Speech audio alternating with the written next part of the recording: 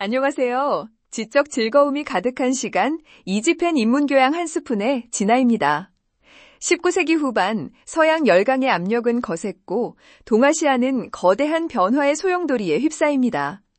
흥선대원군은 척화비를 세우며 굳게 문을 걸어 잠갔지만 결국 우리는 원치 않는 방식으로 문을 열게 되죠. 오늘 김쌤과 함께 일본의 조선 침략 도화선이 된 강화도 조약, 그리고 그 배경이 된 비극의 역사에 대해 이야기 나눠보겠습니다. 김쌤 안녕하세요. 네, 안녕하세요.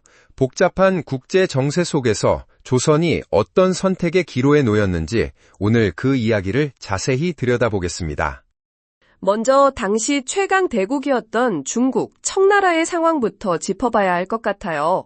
서양 제국주의 국가들이 아시아 시장을 노리던 때 청나라는 상황이 아주 안 좋았다고요? 그렇습니다. 청나라는 두 차례의 아편 전쟁에서 패배하면서 급격히 쇠락의 길을 걷고 있었어요. 막대한 전쟁 배상금과 비용 때문에 재정은 바닥났고 1842년에 영국과 맺은 난징 조약으로 큰 타격을 입었습니다. 이 조약은 중국 반식민지화의 시작이라고도 불리는데요. 홍콩을 영국에 넘겨주고 상하이를 포함한 5개 항구를 강제로 열어야 했습니다. 당연히 불평등 조약이었죠. 항구를 강제로 개방하면서 경제적으로도 큰 혼란이 있었겠네요. 네, 맞습니다. 실업자가 급증하고 경기는 침체했죠. 서양 각국은 통상과 외교를 명분으로 계속해서 불평등 조약을 맺었습니다. 이런 외부의 위협과 피폐해진 경제에 불만이 폭발한 민중들이 결국 난을 일으켰습니다. 바로 1850년에 시작된 태평천국의 난입니다. 이들의 세력이 어찌나 강했던지 1853년에는 난징을 점령해서 수도로 삼을 정도였고 1864년에 완전히 토벌될 때까지 10년 넘게 중국 전역을 휩쓸었습니다.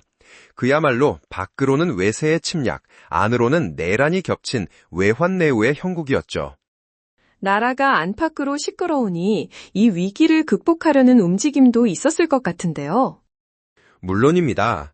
중체 서용을 내걸고 부국강병 운동이 일어났습니다. 중국의 정신을 바탕으로 서양의 기술을 이용하자는 뜻인데요. 이것이 바로 1861년에 시작된 양무운동입니다.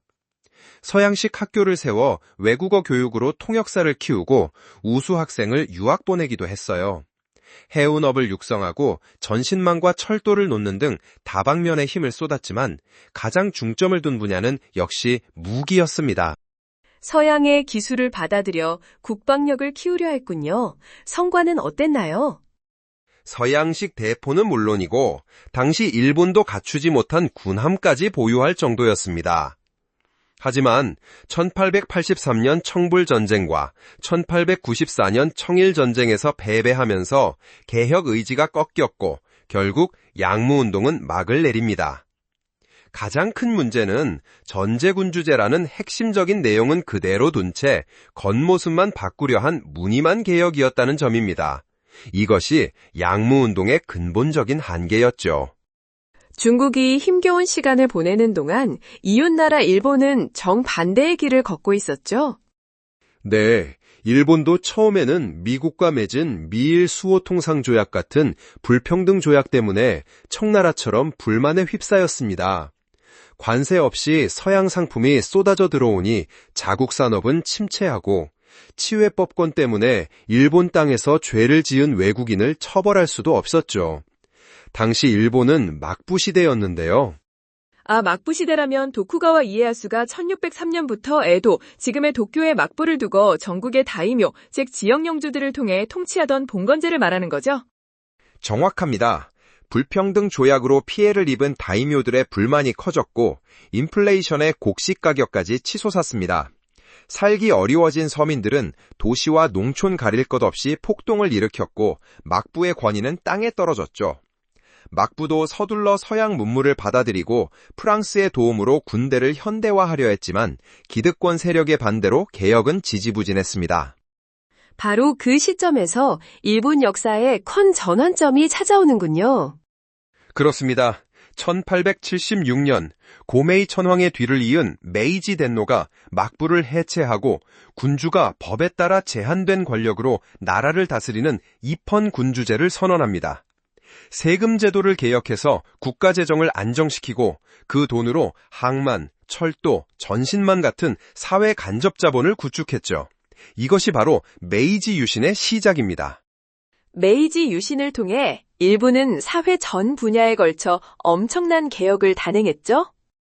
네, 1889년 대일본제국 헌법이 발표되기까지 약 20년간 신분제를 폐지하고 근대 공업과 신식 교육을 육성하고 근대식 군대를 키우는 등 엄청난 변화를 이끌어냈습니다.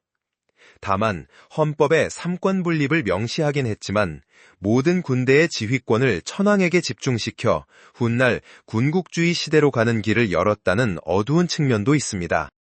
이렇게 빠르게 변화한 일본의 칼끝이 결국 우리 조선을 향하게 된 거군요. 네, 막부 체제를 끝내고 천황 중심의 중앙 집권 국가가 된 일본은 서양 문물과 함께 제국주의 속성까지 받아들였습니다.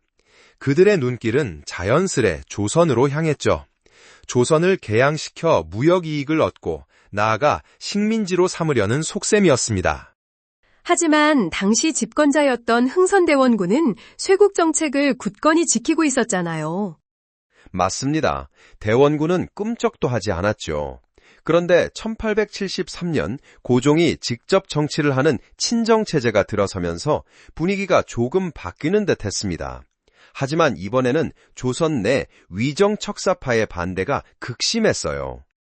위정척사파, 한자어 뜻 그대로 바른 것을 지키고 사악한 것을 배척하는 무리라는 뜻으로 외국과의 통상과 개항을 반대했던 세력을 말하는 거죠. 훗날 이분들이 의병 활동에 적극적으로 참여하기도 했고요. 네, 협상이 지지부진해지자 일본은 결국 무력을 사용합니다.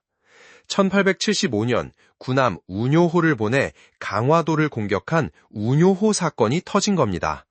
조선 수군과 교전 끝에 초지진을 파괴하고 영종도에 상륙해 성을 점령한 뒤 무기를 약탈에 달아났어요. 명백한 침략 행위인데 이걸로 끝이 아니었다고요? 오히려 사건을 왜곡해서 자신들이 피해자인 척했습니다. 우뇨호가 국적 표시를 하고 단지 식수를 얻으러 갔을 뿐인데 조선이 공격했으니 이건 국제법 위반이라는 황당한 주장을 펼친 거죠. 그리고 이듬해 2월 우뇨호를 포함한 7척의 함대를 이끌고 강화도로 와서 책임을 물으라며 협박했습니다. 협상에 응하지 않으면 한양까지 쳐들어가겠다고 으름장을 놨어요. 정말 어처구니가 없네요. 당시 조선의 상황은 어땠나요? 이미 병인양요와 신미양요를 치르느라 국력이 소진된 데다 경복궁 중건으로 재정까지 바닥난 상태였습니다. 메이지 유신으로 근대화된 일본군을 상대하기엔 역부족이었죠. 청나라에 도움을 요청했지만 제코가 석자였던 청나라는 당사자끼리 원만히 해결하라는 말만 할 뿐이었습니다. 결국 선택의 여지가 없었군요. 네, 조선은 울며 겨자 먹기로 일본과 조약을 맺었습니다. 이것이 바로 조선이 외국과 맺은 최초의 근대식 조약이자 자주권을 송두리째 무시당한 대표적인 불평등 조약이며 일본의 조선 침략 도화선이 된 강화도 조약입니다. 과거 미국 페리 제독의 함대가 일본을 위협했던 것처럼 일본 역시 자신들이 당했던 수법을 조선에 그대로 써먹은 겁니다. 이 조약으로 인해 조선은 어떤 피해를 입게 되었나요? 부산을 비롯해 원산과 인천 항구를 열어야 했고 조선 내에서 일본 상인들은 자유롭게 활동할 수 있게 됐습니다.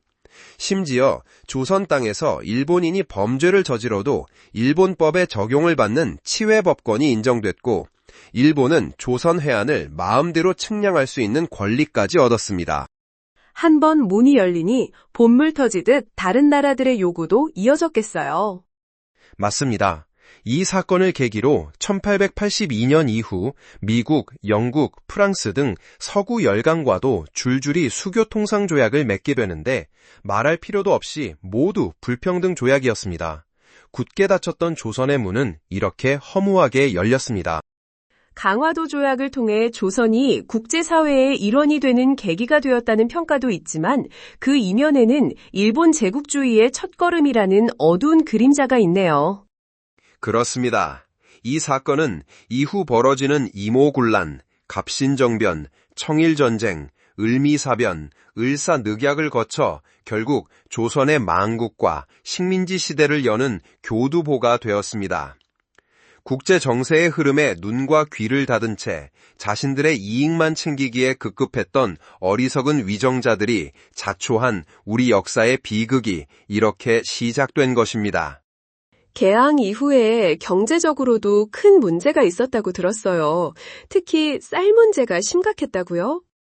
네, 황현의 매천 야록을 보면 조선 상인들 역시 일본인들의 사기적인 통상에 놀아났다고 기록되어 있습니다. 처음에는 외화를 들여와 되팔아 이익을 남겼지만 얼마 못 가 일본인들이 더 심한 사기를 쳤다는 거죠. 어떤 식이었나요? 우리가 수입한 물품은 비단이나 장식품 같은 사치품에 불과한데 우리가 수출한 것은 쌀, 콩, 가죽, 금, 은처럼 일상생활의 필수적인 물품들이었습니다. 이런 일이 계속되면 나라가 가난해질 수밖에 없다고 지적했죠. 특히 쌀 유출이 심각했습니다. 개항 이후 쌀 수출이 합법화되면서 그 양이 급격히 늘어났어요. 쌀이 왜 그렇게 많이 빠져나간 건가요? 당시 조선의 쌀값이 일본 쌀값의 3분의 1 수준으로 매우 쌌습니다. 게다가 석유, 성냥 같은 수입품 값을 현금이 아닌 쌀로 치르는 경우가 많았어요. 일본 상인들은 이렇게 가져간 조선 쌀을 일본에서 몇 배의 이익을 남기고 팔았습니다. 결국 나라의 근간인 쌀이 대량으로 유출되면서 백성들의 삶은 더욱 힘들어졌던 거죠. 국제 정세에 대한 무지와 힘의 열세가 결국 나라의 문을 강제로 열게 하고 경제적 수탈로까지 이어진 아픈 역사네요. 오늘 강화도 조약에 얽힌 동아시아의 복잡한 상황과 그 비극적인 결과에 대해 자세히 짚어주셔서 감사합니다, 김쌤. 네, 감사합니다. 역사를 통해 오늘을 배우는 시간이 되었으면 합니다. 이즈펜 인문교양 한 스푼, 오늘 준비한 이야기는 여기까지입니다. 다음 주에도 흥미로운 인문교양 한 스푼 가득 담아 돌아오겠습니다. 함께해 주신 여러분 고맙습니다.